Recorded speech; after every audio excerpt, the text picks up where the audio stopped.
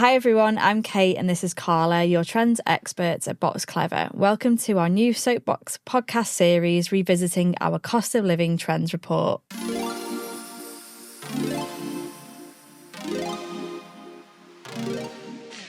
So the trend we're looking at today is joyful distractions, and this trend speaks to the consumer need for more joy and comfort during the cost of living crisis. So we're joined today by Chrissy and Lauren, who are research directors at Box Clever.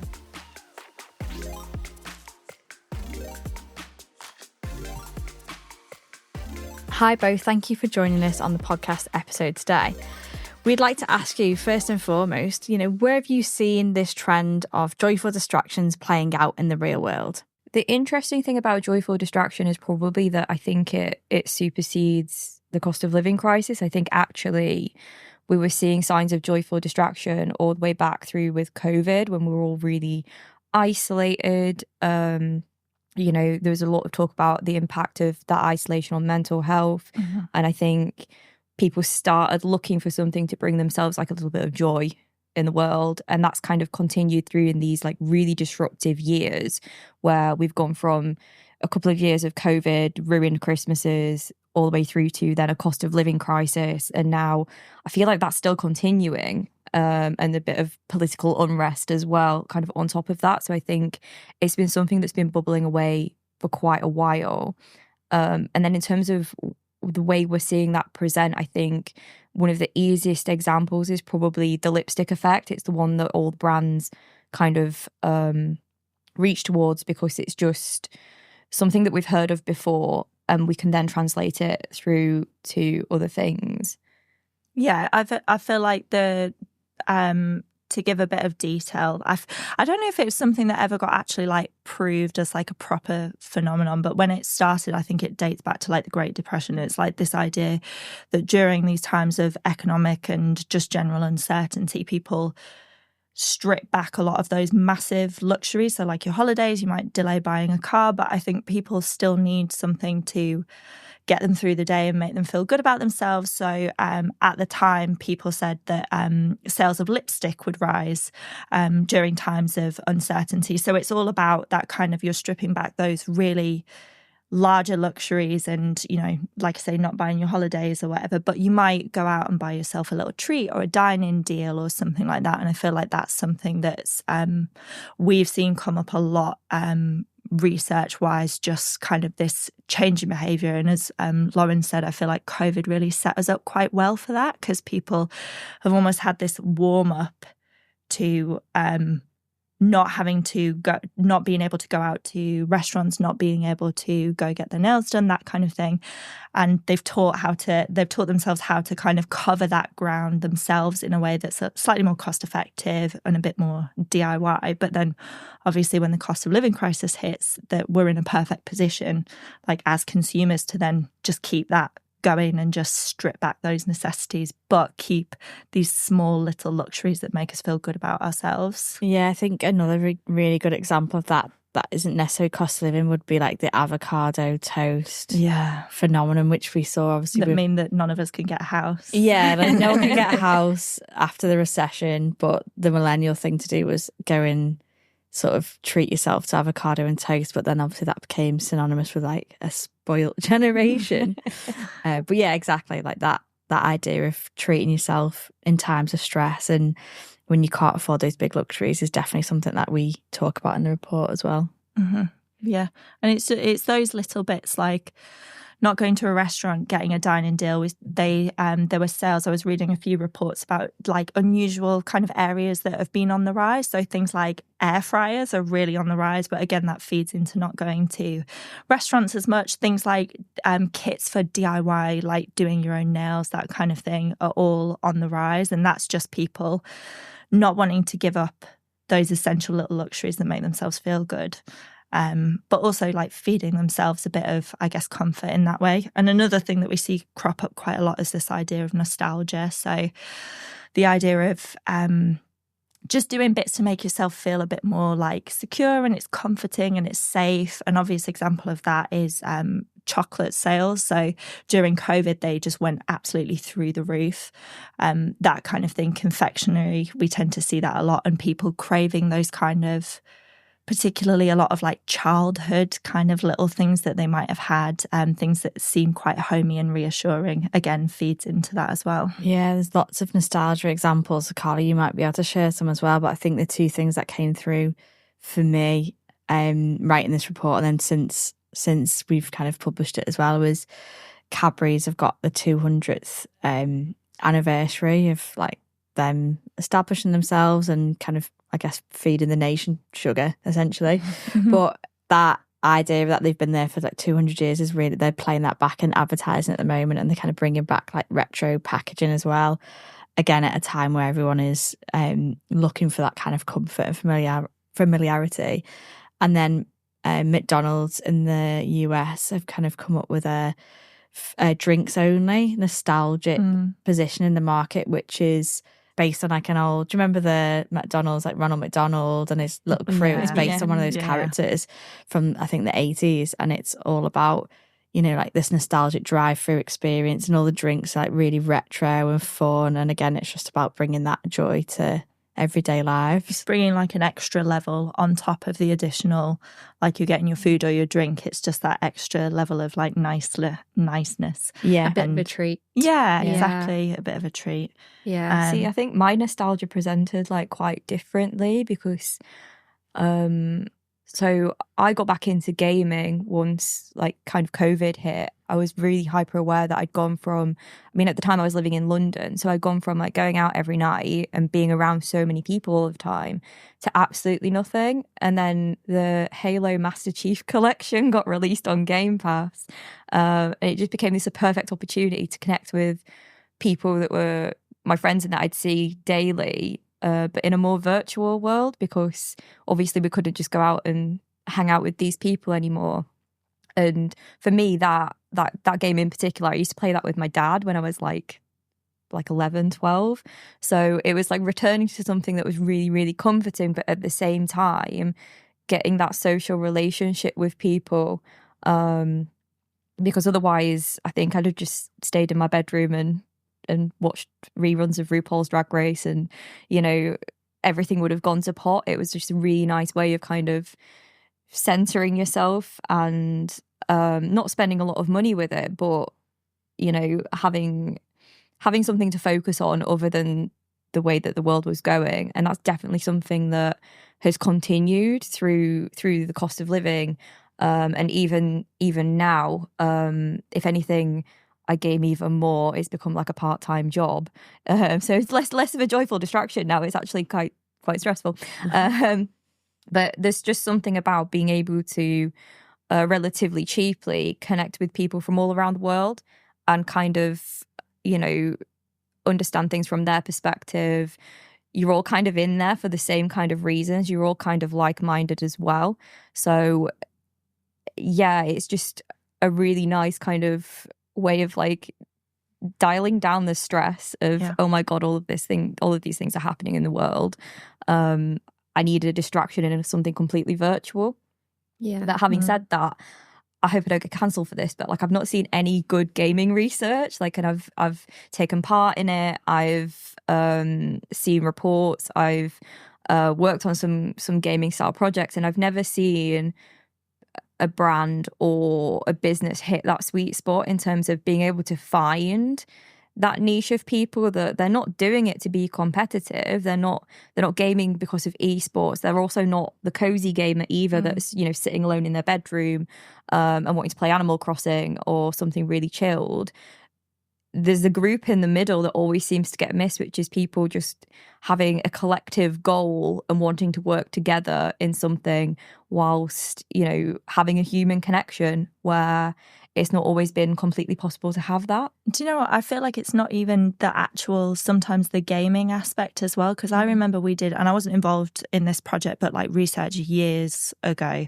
And it was to do with like Twitch streaming and people who like follow. So they're not actually like playing the game, they're just watching somebody else like play whatever video game it is that they're interested in. And there were a lot of like attitudinal statements within the research, and people saying like, there was like a bit of a flag I remember coming through for people saying, oh, I feel like this Twitch streamer is like almost like a friend to me as well, which I thought, oh gosh, like especially during, like you say, times of COVID, or when people can't get out as much, or people who might find it harder, or people are dispersed location wise, it provides a sense of community. I know loads of people who like finish from work at like the end of the day and they're like super stressed or whatever, and then it's just nice to be able to go and play a video game, and they'll do that above going out to the pub or whatever, which is more my I feel speed. very attacked. Yeah. There's nothing wrong with it. Like I say, it's like a mechanism that allows you to have that joyful distraction, or the distraction from your life that kind of you can accommodate during the cost of living crisis, which is like, you know, not the same if you're going out for a meal or whatever. You might not be able to afford to do that. Sorry, Karla, you were going to say Definitely. something. No. I just think it's really interesting that it's such an important thing for so many people. And we've seen, I think we talked about in the report, how the gaming market has just been booming for the last few years, presumably because of the things we've just talked about, and that sort of sense of community, releasing stress. But yeah, interesting that no brands have really been able to tap into that. I think I remember Pringles did a campaign at some point sort of around mental health in gaming, which was quite interesting. Yeah. But yeah, I'm just trying to think if there are any other brands that have kind of tapped in, or if you think there are sort of big opportunities there for brands, and which brands you think could be moving into that space. Yeah, I think there's always a tendency to reach for the esport gamers.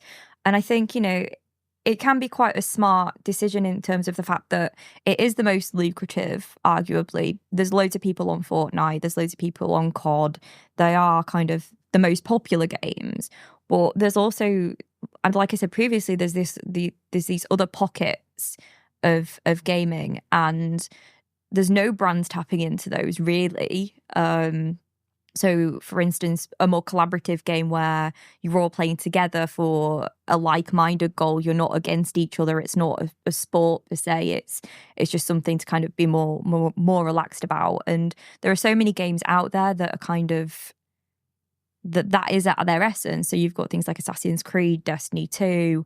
They're all quite, you know, more isolated games, I guess, in a way. A lot less competitive. And there's no brands actually like leveraging that. You don't see any kind of brands collaborating with these kinds of games, but you'd always see them reach for a Fortnite style game. And I think maybe there's a brand that could step up into that space and sort of say, actually, it's not that serious, guys. Like, you don't have to be like at each other's throats arguing over Twitch on you know, who's your favorite PvP player. It can be something like, you know, do you want to just chill out and de-stress? I'm going to work with this brand and you can get, you know, this kind of merch or have an opportunity to win an experience with this game. It doesn't have to be all about kind of the cutthroat side of gaming, I'd say. Yeah, and that's obviously really important, because in a cost of living crisis where people are feeling stressed about their finances, they need a proper outlet and escape from that, rather than going into like a really high pressured competitive environment. Cool. So that's all really interesting. We're also wondering what you've seen in terms of clients or projects or things happening within the research world that sort of point to this trend. I feel like there's a lot of interest in how to leverage those opportunities. So that area of gaming that Lauren's mentioned, the feeling of nostalgia and this idea of the lipstick effect, like how as a brand would you go about kind of tackling that in a way that's beneficial, especially thinking now about the lipstick effect. If you're a brand that's incredibly premium and the problem is that people just aren't, for example, like really expensive designer clothes, if people just aren't buying that at the moment because they're cutting back, how can you make yourselves more affordable without diluting your brand image? So without like actually properly reducing the costs. So something that I think is quite interesting that I've seen a fair amount of recently is larger brands doing collaborations with something that's slightly more affordable. So it avoids having to, as I say, kind of not damage, but change their current brand image as being premium. So H&M do a lot of this. They collaborate quite a lot with like they did like Alexander Wang. They did, who was it? Karl Lagerfeld we were talking about? Karl Lagerfeld. Is it Stella McCartney as well? I think. Yeah, Versace as well. They've done absolutely loads. And I think that's like a prime example of some of those big brands finding a way to be more approachable. There was another one that I know about because I bought it. It was the, Omega watches. They did a collaboration with Swatch that was like a lot more affordable, and they launched it around Father's Day. I just remember because I bought one for my dad, and that's just, again, another really nice example of a luxury brand finding a way around making themselves more affordable but still protecting that brand image. Yeah, that's a really good example. So in essence, it's about giving consumers that little sort of touch of luxury, but still at an affordable price point, something that's still accessible as well. Mm-hmm. That's really interesting. It's like a hard balance to find, I feel. Yeah. And then for the nostalgia, when it comes to nostalgia, I think that's something you have to be a little bit careful about. I think it's a really good opportunity. And you saw a lot of, do you remember seeing the Tesco advert around Christmas? I mean, there's always quite nostalgic adverts around Christmas, and they brought in Buddy the Elf. Do you remember that one? Well, they brought it back in. And I thought that was like a really good example of just like evoking kind of things that are familiar to people in childhood. Although I have seen it done really, really badly. There was like a Subway advert years and years ago that I always think about that it's like 2 minutes long, and it's like this really emotional, like violins playing, going from like this child being born to growing up to going to university and like making decisions and meeting his wife and all of this kind of thing. And then it's like, oh, in life you make these choices. And then he goes into the shop and it's a Subway, and he's like picking what sandwich toppings he wanted. And everyone was like, what is this about?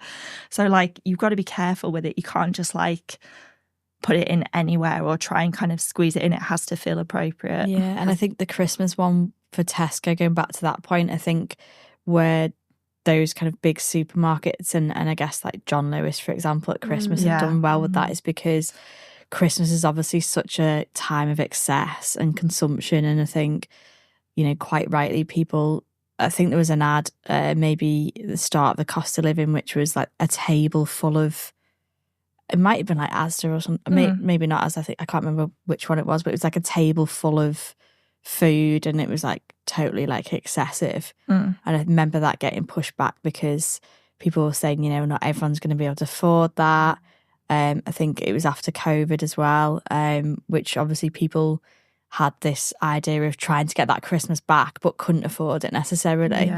And I think quite rightly brands are starting to play a little bit safer now and talk about what are those things at Christmas that make Christmas what it is, the nostalgia around it, the kind of small like moments that you have rather than this big excessive I work feast. on a few Christmassy projects kind of around how to drive people choosing them as a place for their Christmas gift. And I think there is a real awareness that it's been a really turbulent time around Christmas in particular. I mean, we did have that awful cancelled Christmas, and again, going into the cost of living after that. And what we're seeing is that the equilibrium hasn't quite balanced out yet. There is a need for something that is price effective for people. So that doesn't necessarily mean the cheapest item. It just means that it has to fit within their budget that they've allocated for Christmas, because in actual fact, Christmas became not an anomaly, but a bit more of an exception in that people didn't want to come across as being really, really cheap. They weren't trying to do things. They had more of a budget, I guess, so they didn't look cheap to their friends if they gave them, a little stocking filler for Christmas. But because part of that was the feelings that were underpinning it, they wanted to give people something that was thoughtful, something that was a bit more unique. There was a lot of trends around like personalization and things like that. So I guess it's just about people being conscious of the perceptions that they're giving when they're gift giving. It has to be, I guess it's that lipstick effect again. It has to be something that feels like a little bit of luxury, or feels like that little slice of Christmas that they're getting back, even though times are hard. They might not be able to afford the most luxurious thing, but they want to look like they're giving something. I think there's a lot of leaning into that kind of trying to take pressure off people, especially during those periods. Like, to the example that you gave, Kate, Haribo ran a really nice campaign around Christmas that was just saying about Christmas is about like the mistakes and like the messes and the spills and stuff like that. And there was like really no mention of presents or anything like that. It's those like little moments that at the time might be a bit annoying. But when you look back on it, it's something that you like kind of cherish because it's when your kids were younger and that kind of thing. And that's something that I think evokes nostalgia really, really well. And I think that as a brand, Haribo, great for doing that, generally speaking, because a lot of consumers will have had Haribo when they were younger. So it's really easy for them to play into that space of like evoking that kind of feel of childhood and security and that kind of thing as well. Yeah, so there's a lot of kind of playing on emotions, isn't there, in this trend? It's all about making people feel comforted, taking away stress. Yeah, I feel like it's because it's the cost of living crisis. There's just a lot of interesting consumer psychology that comes out of it, where you see these behaviours happen that are just like feel like at first glance not very intuitive, because it's not people behaving in a factual way. Like, it doesn't make sense, for example, during times of massive economic uncertainty, that sales of lipstick would rise. But it's like I say, people kind of find a way to make these situations work for them. And that's why you see these like little niche trends coming out as well. Thanks both. That's been really interesting. We've got a final question for you today before we wrap up, and that is just thinking about everything we've talked about today. So nostalgia is a big theme, obviously sort of escapism and switching off via gaming, and then those little luxuries.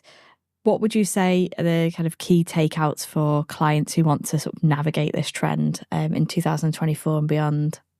I'd say one important thing, especially when you're looking at your consumers, don't look at them as a whole. They're actually, little pockets of people or individual segments of people, I guess, that will behave differently because they have different attitudes and behaviours and perceptions of the world. And just because you don't think that is your customer doesn't mean that they don't exist. So don't put all your eggs in one basket, and don't ignore kind of the other spectrum of people that exist out there, because you might find that actually there's some low-hanging fruit that you could tap into as a potential consumer who might actually like really appreciate that and become a loyal customer at the end of it.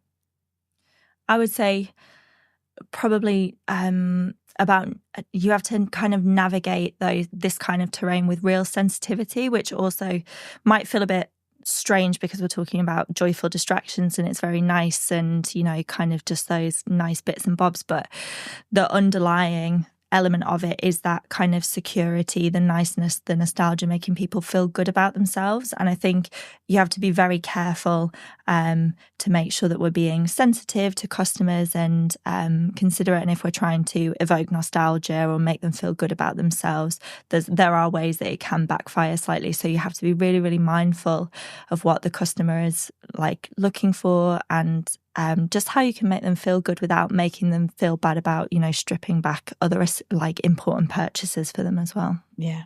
So it's kind of thinking about that underlying need. What does joy and escapism and nostalgia look like within that category as well, and that type of consumer? And like to your point, Lauren, people are then different within the different segments of consumers as well. What is escapism or joy to one person might be different to another. So thinking about that. Great. Well, thank you both for coming in and for talking to us about our trend, joyful distractions. Thank you very much. Thanks for having us. Oh, synchronized. Yeah. Thanks. Yay.